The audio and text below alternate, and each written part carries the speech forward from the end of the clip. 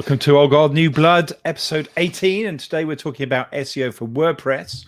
And I've got, as usual, a really good group of people.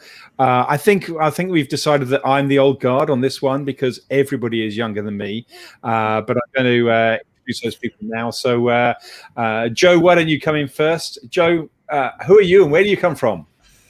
Well, hello there, Dixon. Thanks very much for having me on the show today. So I'm Jo Juliana Turnbull, also known as SEO Jo Blogs. You can see my Twitter handle there. And I'm dialing in from Barcelona. I'm a freelance marketing consultant.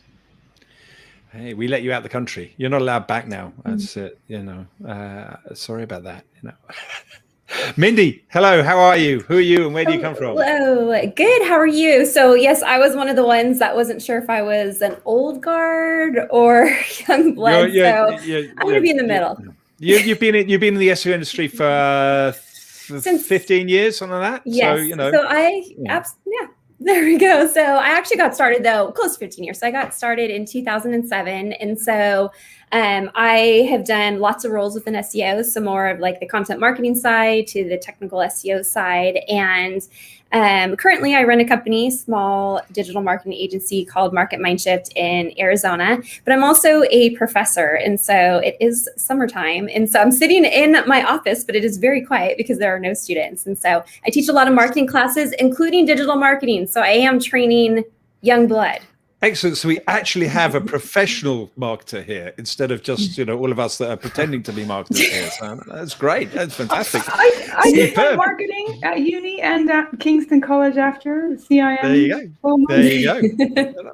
I've got no doubt that everyone in here is well and truly qualified. So, although I've never met Keith before. So Keith, why don't you go on?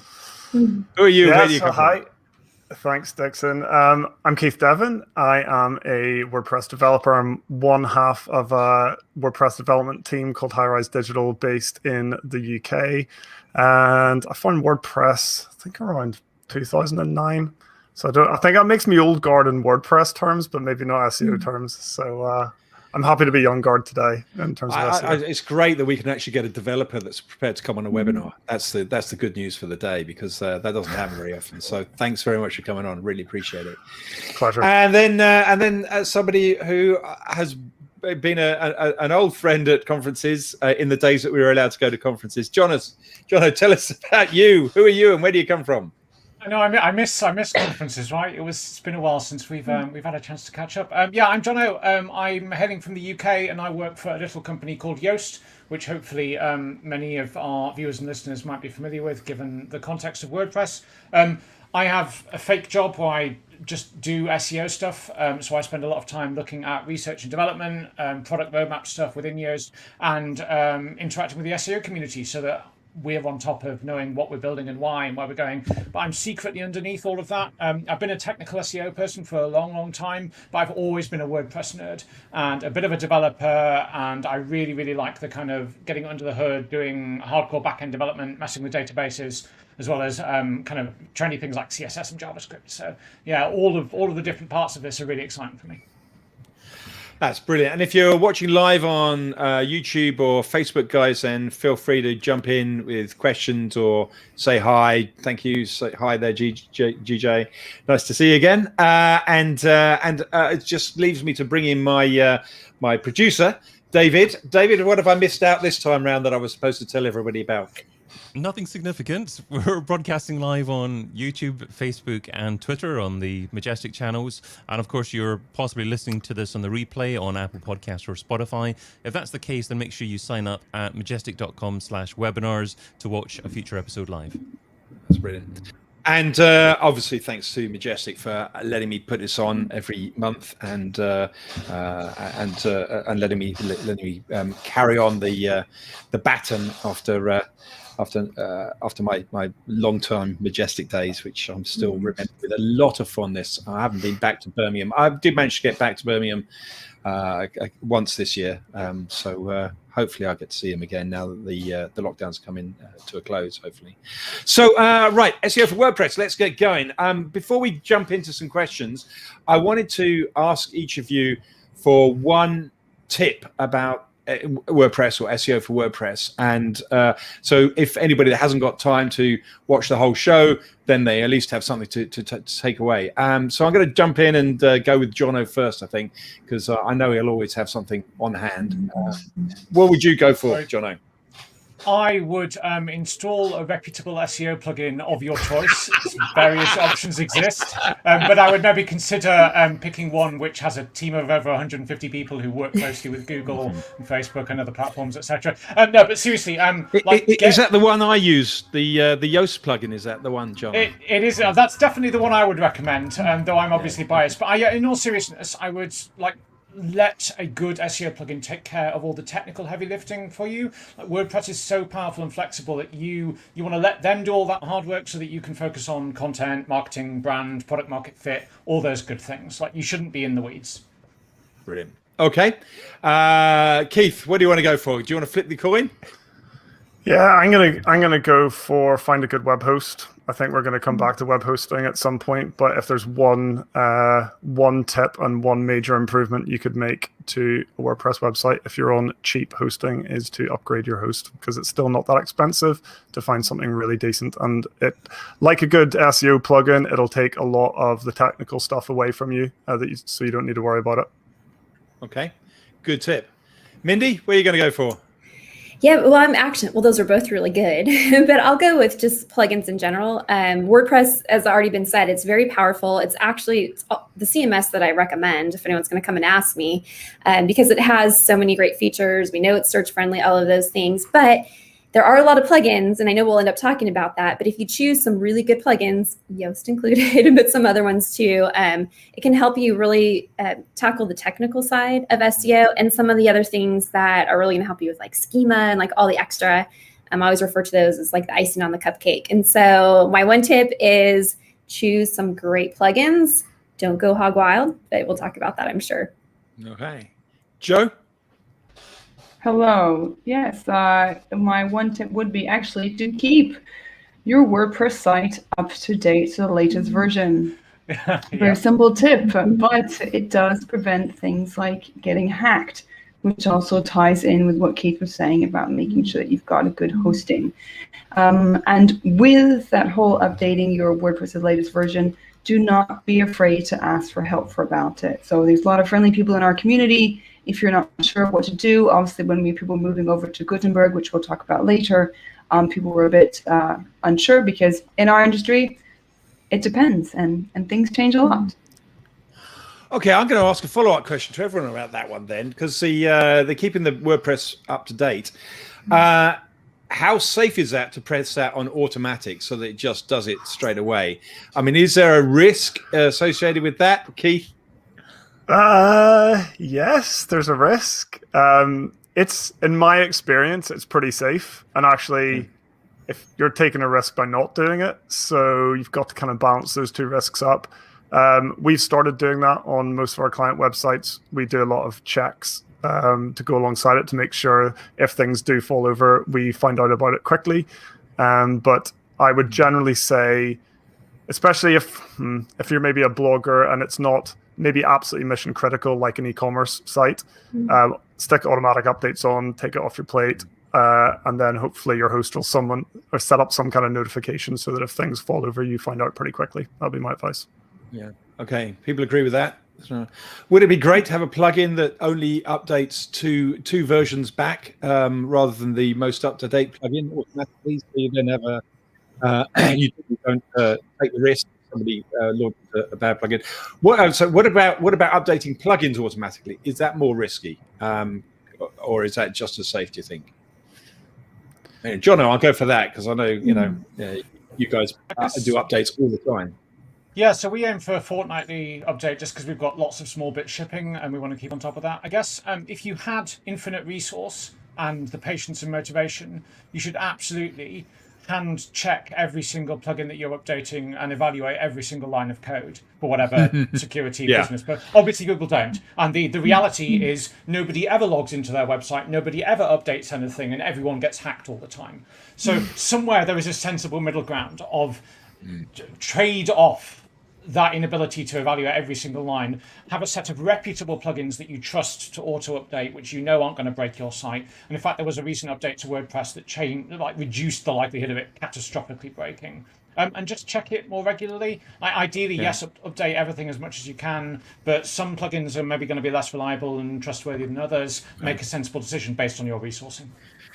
I'll make sure you've got a server that's got a decent backup, so you can always go back if you need it. Yep. That's probably useful. Okay, right now let's talk about WordPress out of the box. I remember sitting on in Las Vegas once, and Matt Cut saying WordPress is pretty good just out of the box.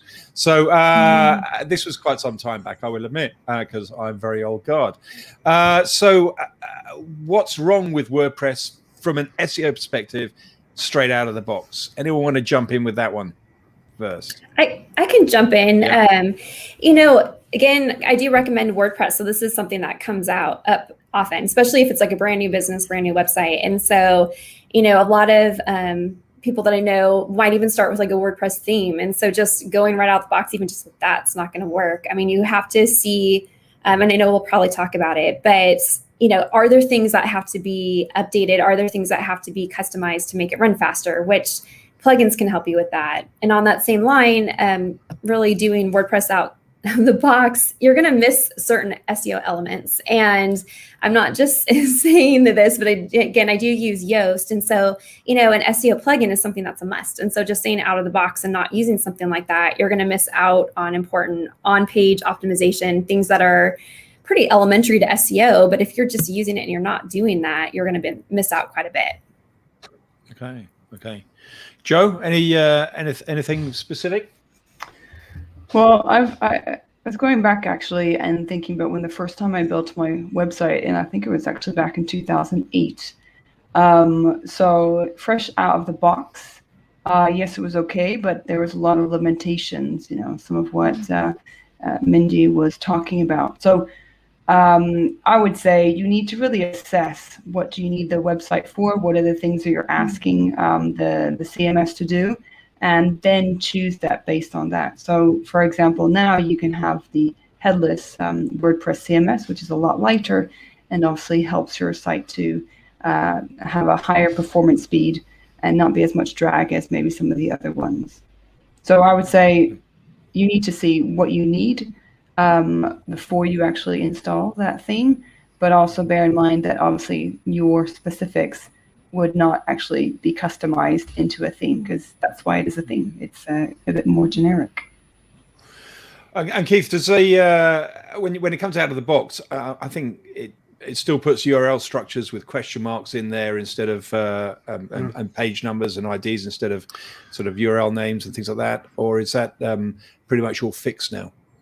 Yeah, no, I mean, it does by default. The URL structure isn't perfect, but out of the box, you do actually have the tools to change that URL structure to something a lot more SEO friendly. So I would say that actually the URL structures are probably one of the strong points of WordPress out of the box. What I'd say maybe it falls down on then is some of the features that you might want, like structured data, meta descriptions, things like that. And then some of the customizations that you might want as an SEO, like being able to customize sitemaps, title tags, your robots.txt file and things like that. And that's where good SEO plugins come in to give you the tools to make those tweaks and customizations.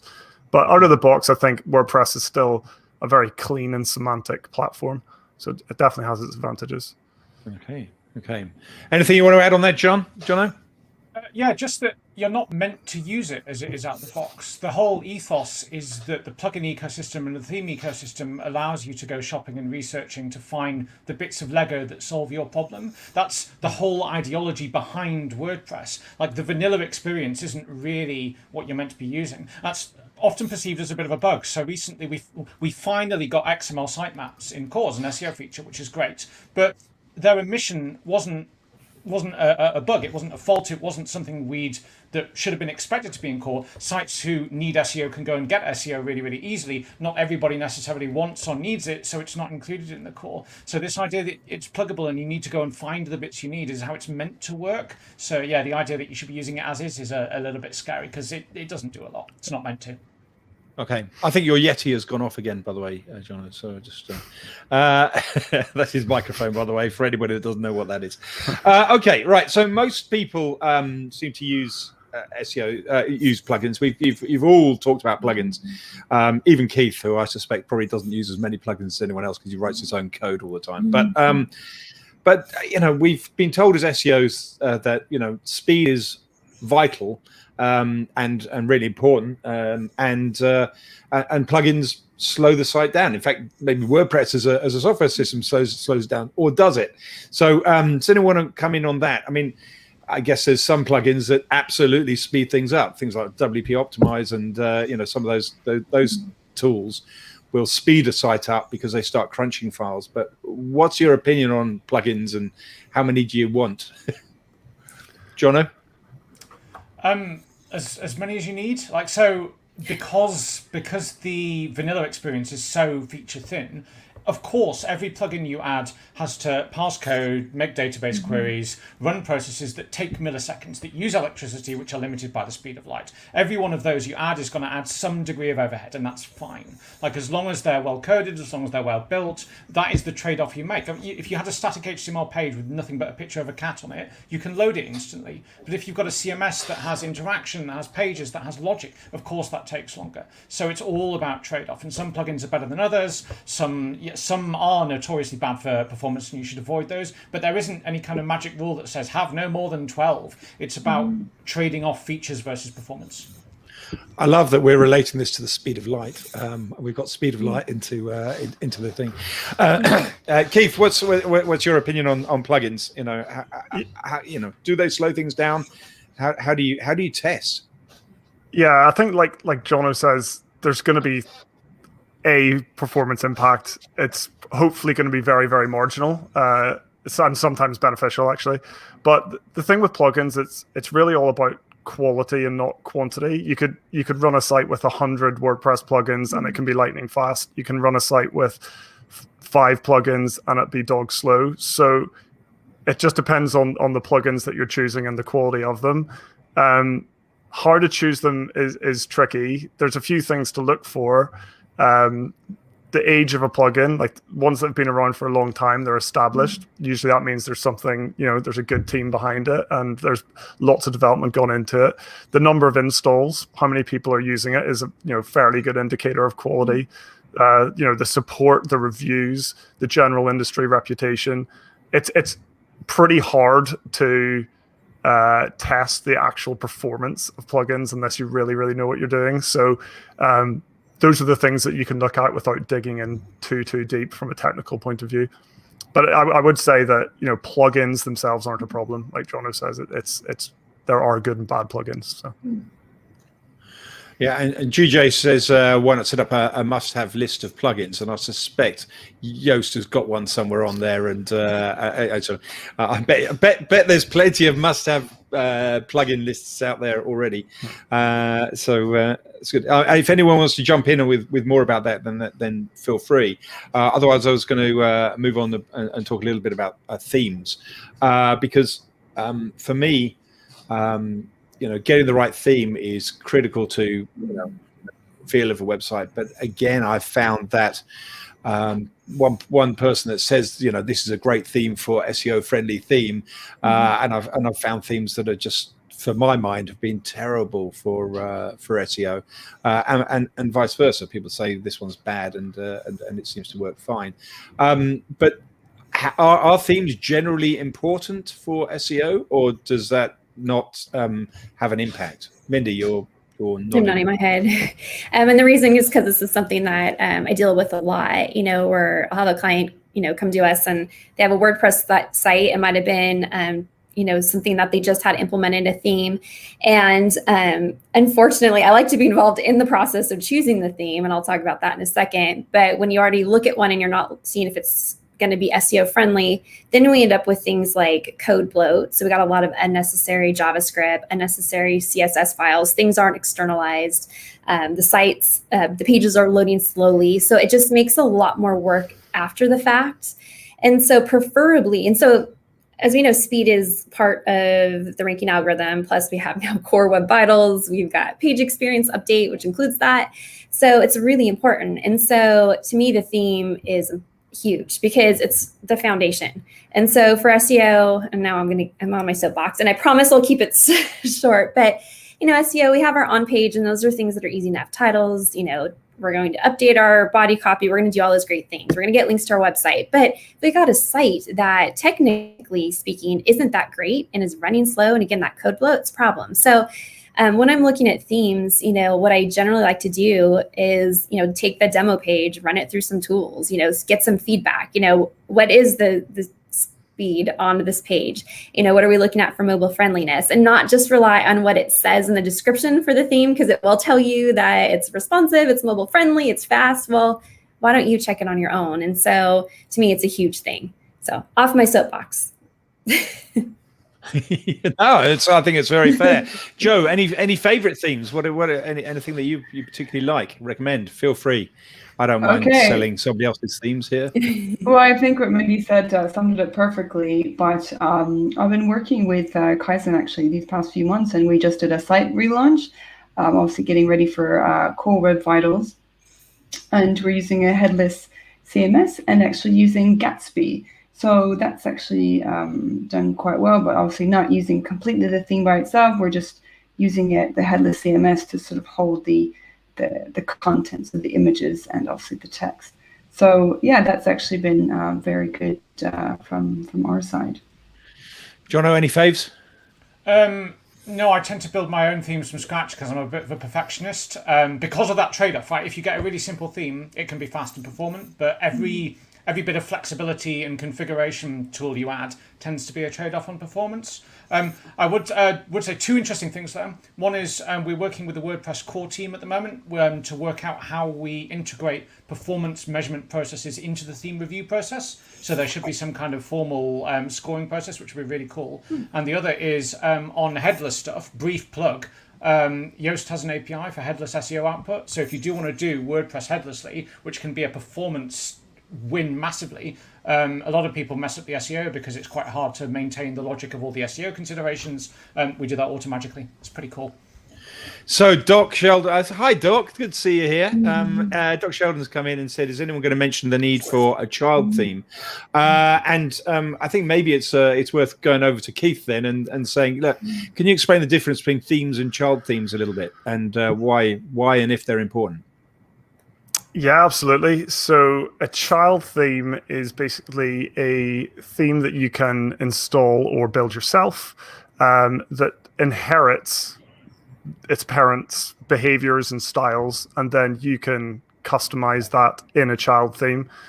So you can change layout, you can change styling, colors, you can add new functionality, you can add whole new templates.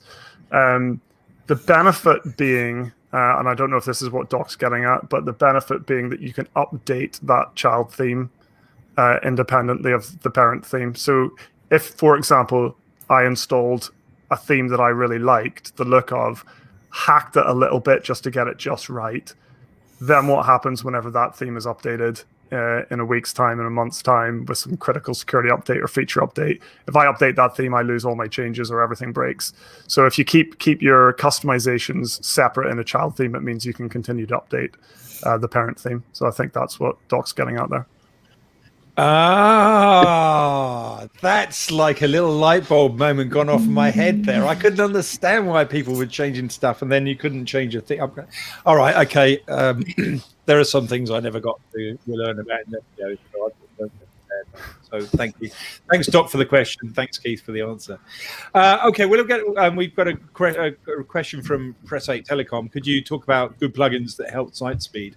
I mentioned WP Optimize because that's the one that I use on my site, and what that does is make sure that all the JavaScript is minified and does a various amount of caching and stuff, which isn't always good.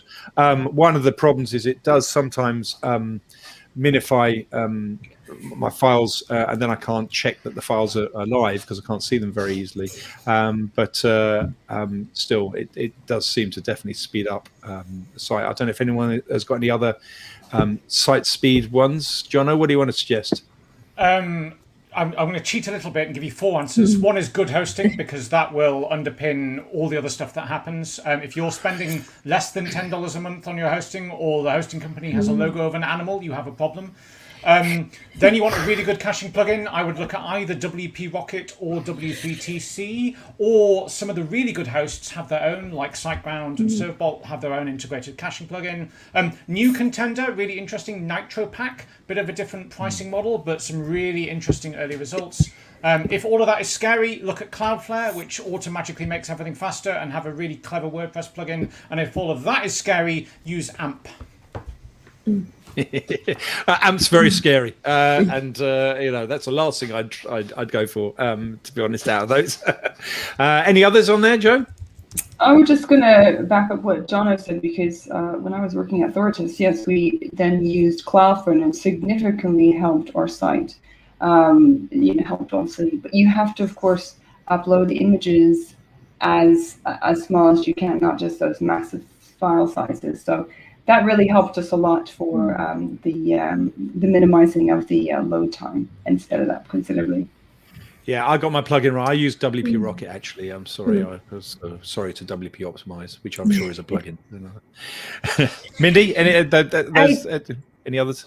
Yep. Yeah, so I mean, some of the ones mentioned, WP Rocket, but another one that actually just started using and recommending, especially as we're working through the core web vitals, is Asset Cleanup. So that helps solve, as I mentioned just a little bit ago, of like the code bloat. And so what it'll do is it'll scan pages and help you determine, really what's there, what's loading, and you can configure it so JavaScript loads on certain pages and the CSS. And so it helps get rid of just like the unnecessary code that's slowing things down. And so, like I said, that's when I fairly recently started using. So I can't speak from a long period of experience with it, but so far so good. Okay. So hopefully that answers the question, Press 8. But let's go and focus a little bit on this server hosting, because I've started to mess around with server hosting, and it made a huge difference in different places. But why? What are the fundamental things that are different with a good host for WordPress? I mean, what are you looking for apart from price? Because I'm sure that the more you spend, the more you get, possibly. But what sort of things are you looking for, Keith, in a good host? Yeah, I'm sure others are going to have probably potentially more interesting answers here. But there's lots of things going on with hosts, and that's kind of the point. They do, or they can, take care of an awful lot for you. But the big things for me are like resources. So if you're on a shared host, you're sharing resources, bandwidth, CPU cycles with other websites potentially. So that's one big thing. Caching, how well a host is actually caching assets. Are they doing page caching as well? Are they offering a CDN? What kind of tech stack do they have? Are they on the latest PHP version? You'd be surprised how many aren't. Are they using Apache or Nginx? Is HTTP 2 enabled? Are they a WordPress host or not? Do they know WordPress? Do they know what WordPress needs to run well? Can they fix the problems? Can they optimize around the platform? That's something we look for. So there's a handful of hosting providers that we recommend and use quite often.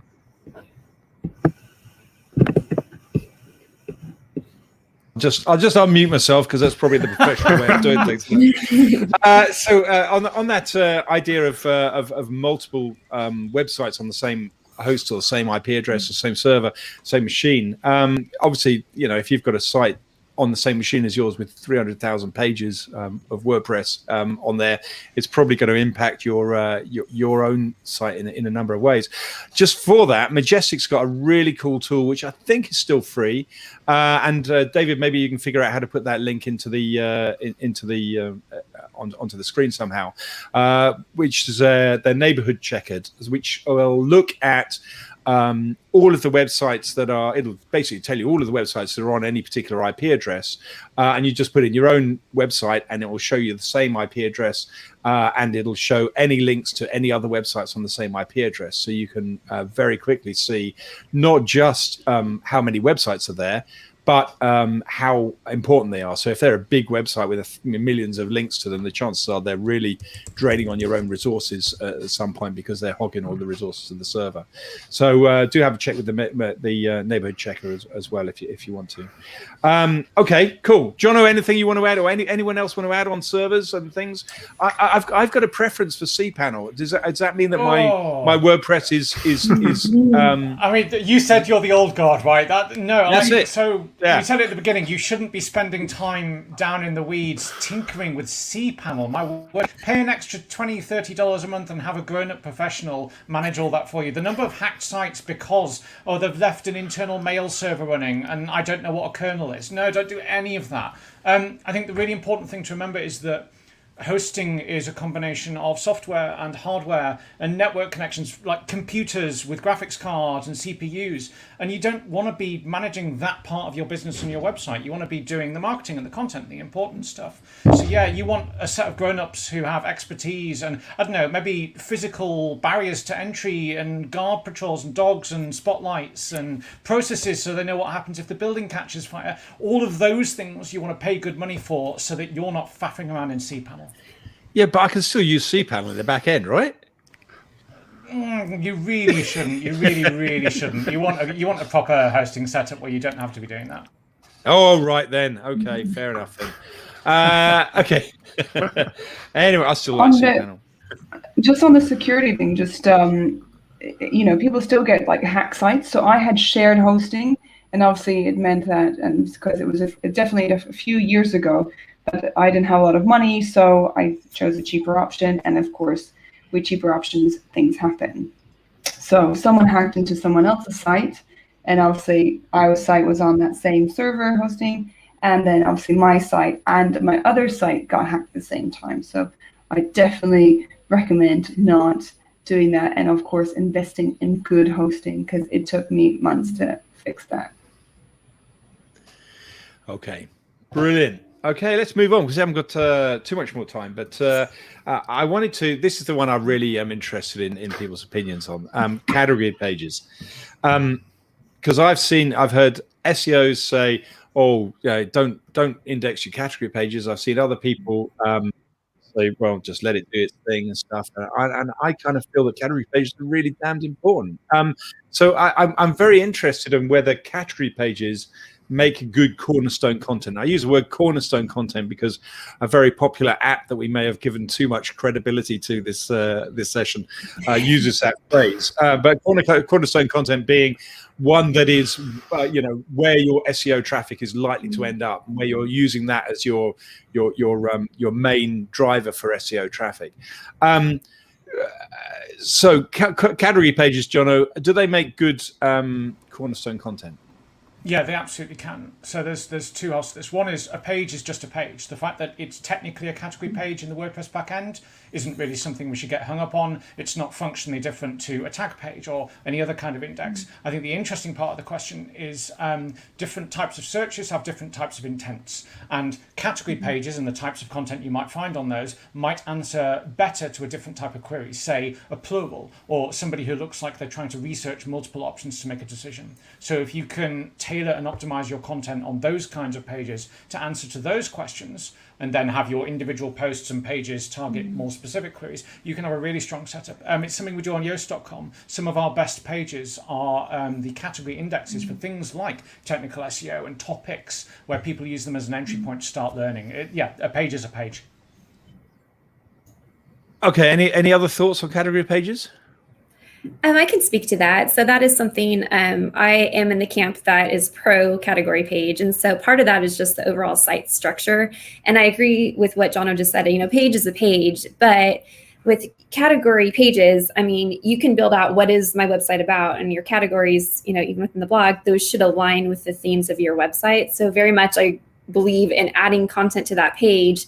And as Jono said, I'll just add to that, it does help with that intent, but then you're able to give the broader, content, about that category, and then break it down within those posts. And so you got some good internal linking, you got some nice, clean categorization and structure within the site. So I'm definitely in the pro camp.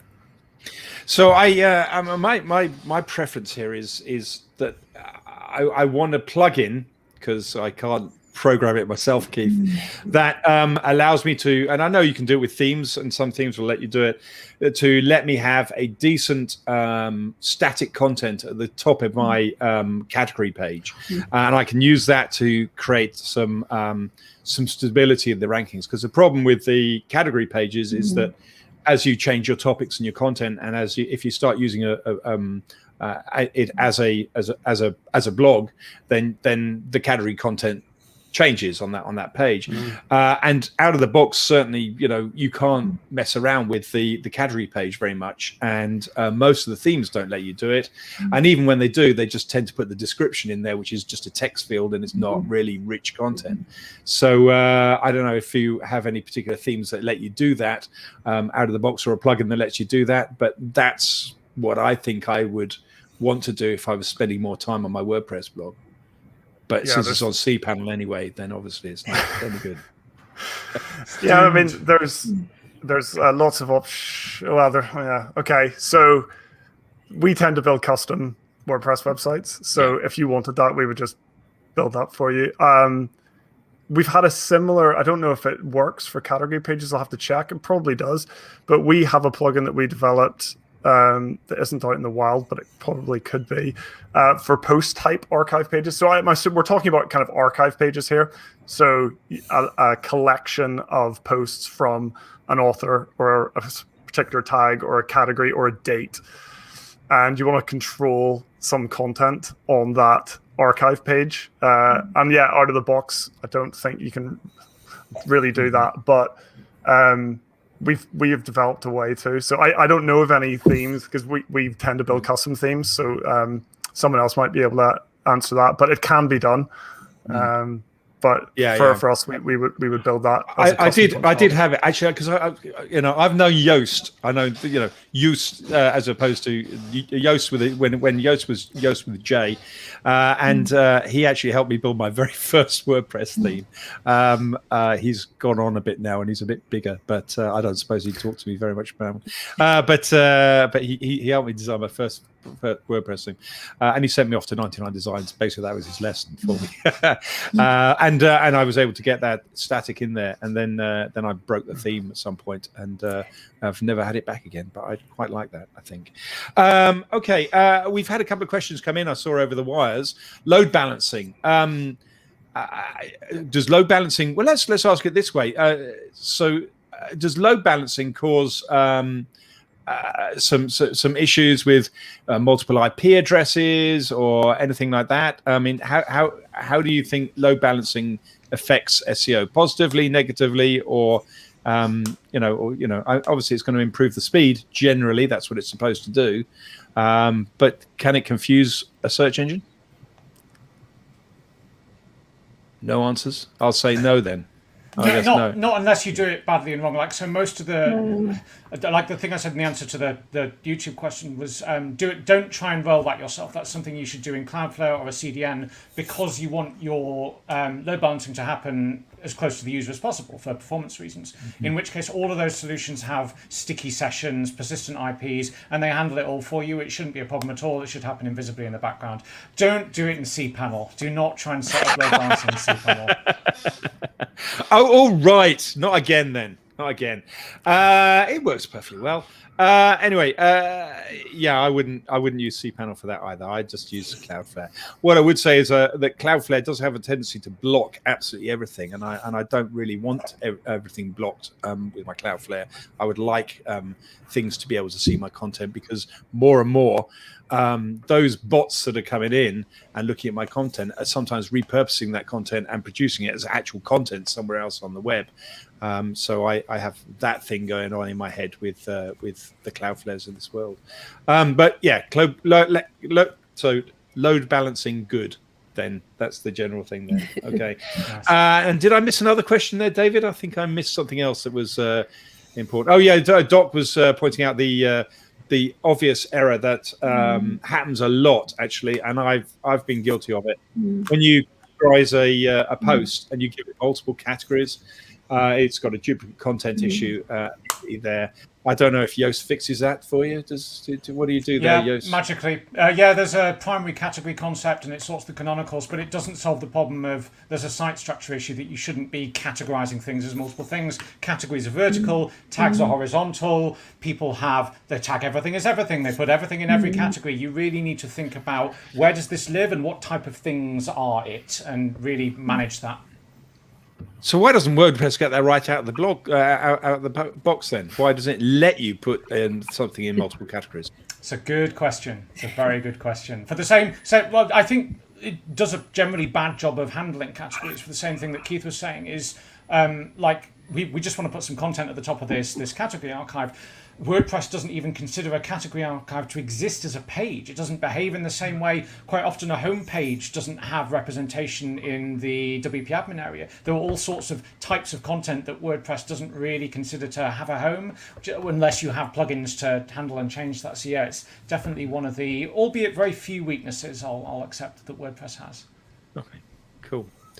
All right, I've got one more question before we go, I think, or one more main question, and that's Gutenberg. So most of our audience will probably know that WordPress decided to change its UX quite dramatically a few years ago, and Gutenberg was hailed as the wonderful new way of writing stuff. Is it a friend or foe for SEO? Who wants to go there? Joe, do you want to go there? Actually, I believe Gutenberg actually is very helpful, especially for those people that are building their own website, or maybe they have a friend helping them. At the beginning, yes, maybe it can seem a bit complex, but before Gutenberg, you had different page builders. So Gutenberg is actually the WordPress's own page builder. Yes, there are some limitations, so I do think you do need to be able to do some sort of be able to view it in HTML as well, so you can insert things. But overall, I think it is quite helpful if you spend the time being able to navigate your way around these different page blocks. Mindy, thoughts? Yeah, no, I agree. So I haven't seen any negative SEO implications from Gutenberg. To me, it's a lot lighter than some of the other page builders that were being used. And so it's nice to see a transition away from those into something that's not going to bog the site down. Interesting too, because I haven't done a specific test or case study on it, but like Search Engine Journal had posted one where they used Gutenberg, and I think it was WP Rocket, and like they did a before and after, and it was pretty interesting because it was a significant difference. And so, so far, I think it's great. Okay. Keith, you the same feeling, or you got a different point of view? Yeah, I've got a bit of a complex relationship with Gutenberg, but no, generally from an SEO point of view, I'd say there are some real positives. Mindy talked about how fast it is, how lightweight it is. So lightweight in terms of it's not loading a whole load of assets. It's also lightweight markup, so it's not just like div soup in the back end. So that's a positive thing. And semantically, you've got loads and loads of controls. So if you want to control it, like your heading structure properly, Gutenberg gives you all the control you need to do that, which is obviously very important. I think the problem potentially will come with Gutenberg will be that because it's quite limited from a feature point of view compared to other page builders, what are website users going to do to kind of fill in those feature gaps? And it's when they start filling in those feature gaps with loads of plugins that just cause all that bloat and add in all those assets again. That's my worry for Gutenberg, is that it's not quite feature rich enough, so that people are going to reach for other solutions, and that's going to dilute the benefits. Jono, you've spent a lot of time on Gutenberg because you were talking with the core team before it went live as well. So I'm interested in you. You did a whole conference on it because I was there. And so, what are your thoughts about Gutenberg? I think, to echo some unspoken grumbles, the way in which it was developed and marketed and launched and managed was pretty terrible in a lot of respects. However, we shouldn't conflate that with the value of the thing itself. I think it did a terrible job of addressing the fact that there is a large audience of people who just want to write, and it made their lives difficult and complicated in a way that wasn't managed very well. However, in the SEO world, everything we do is inherently competitive, and we need to take advantage of the best tools we have available to us to compete. And if we can move from writing words in a white box to authoring and constructing and publishing rich, sophisticated resources, that's a competitive advantage versus against people who aren't using Gutenberg. And as more people do that, the expectations of our users will increase. It won't be enough to have a page that contains some words. You will have to have something structured and curated. Now, the challenge is authoring that is pretty hard. We have an ecosystem where people get paid to write words and different people get paid to publish web pages and different people still get paid to design things. And now we're saying all of those are one process. And nobody's really worked out, I don't think, how that workflow works and how we do it with multiple people, especially as there's no co-editing capability yet, though hopefully we'll get there. So it's still in a bit of a grey area, but I think you have to embrace this idea that we are moving away from writing words to publishing resources so that we can compete. Unless you don't care about SEO, in which case, yes, write your poetry in a white text box and fine, but nobody will see it. If it's poetry, who does anyway? Oh, okay. I shouldn't have said that. That's terrible. Okay, so guys, last quick thing. What is your favorite plugin? And you're not allowed to answer, John. In fact, we're banning him from answering that one, and no one else is allowed to say Yoast. So, Joe, what do you want to go for? Well, actually, I was going to say Yoast because when I first started doing building websites in 2007, 2008, we didn't have one like that did sort of help to, I would say, it structures your page. What content do you want to be writing about? What is the main topic of the page? So I really like it, but I would, as we were sort of saying offline, that you shouldn't always be focusing on getting that green tick. What you should be looking at is trying to focus on, or ask yourself, what's that page about? What is the point of that page? And see if it's answering the question when you're writing that. So, sorry, Yoast. No, that's absolutely fine. I'm just expecting that this is sponsored by Mindshift, people, not by Yoast this time, right? Mindy, what about yours? Oh, you're on mute. I knew it was going to happen once. That was the only time I actually muted too. I'm like, I'll just mute this time. Okay, so since I am not going to say Yoast because that's been mentioned so many times, even though it is what I use, but I mean, okay. Now that's a hard one. If I take that out as like my go-to, I mean, there's other ones I use. So one of the things that I'll look at too, because I'm so into like the structure of the website and internal linking, especially if it's a blog, I'm going to go in, I'm going to add contextual related posts, that plugin. Redirection is actually a plugin I'll put in right away so I don't keep bugging the developer, and I could do some of that. But and I do use Yoast for SEO. That's me. I use the redirection plugin as well, actually, even though I think you can put it within Yoast, but I still use that redirection. It's habits, right? So old. I'm so old school. Yeah, I'm doing it too. It's habit. It's worked well. Keith, what do you want to go for? I'd say my favorite SEO plugin is the plugin that you remove from your site because you realize that you don't need it. Even though we've said Dolly. that plugins don't Hello, Dolly. Yeah, good call. But apart from that, we haven't really mentioned images too much from an SEO and performance point of view. So I'm going to throw in just image plugins in general. And if you had to choose one, Imagify, WP Smush, Optimal, Short Pixel.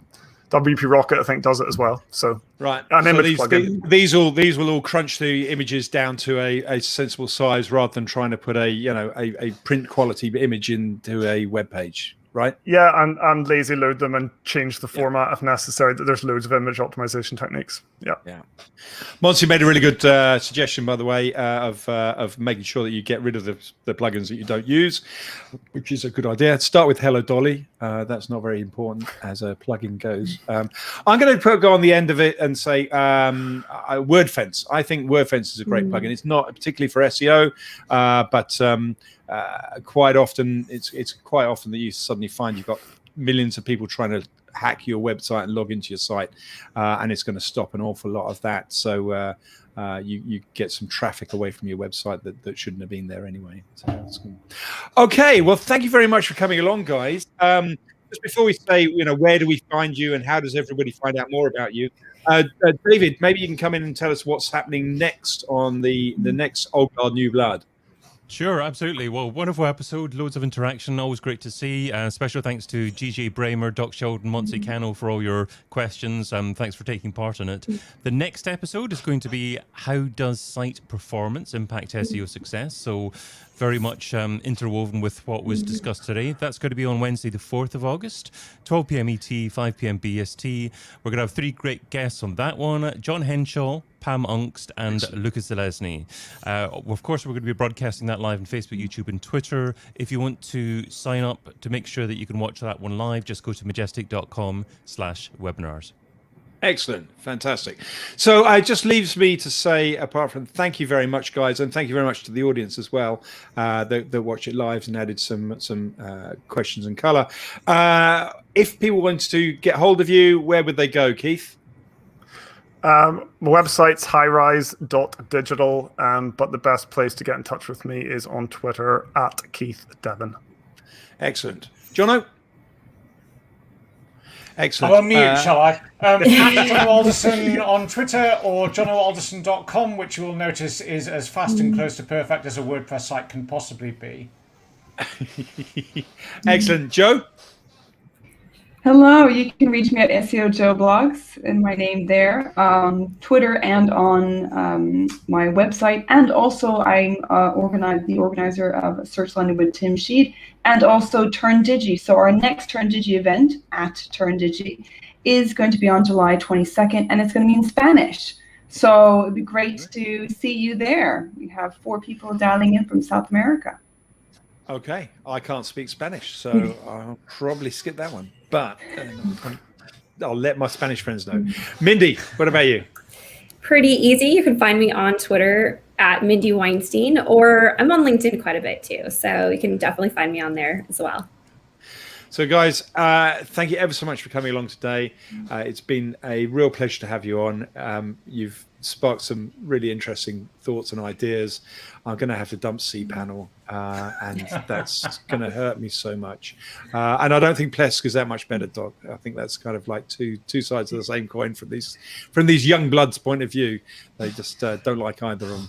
Okay. Right. Thank you very much for your time, guys. See you next. See everybody in Interworld, and Thank you. see you soon. See you soon. Cheers.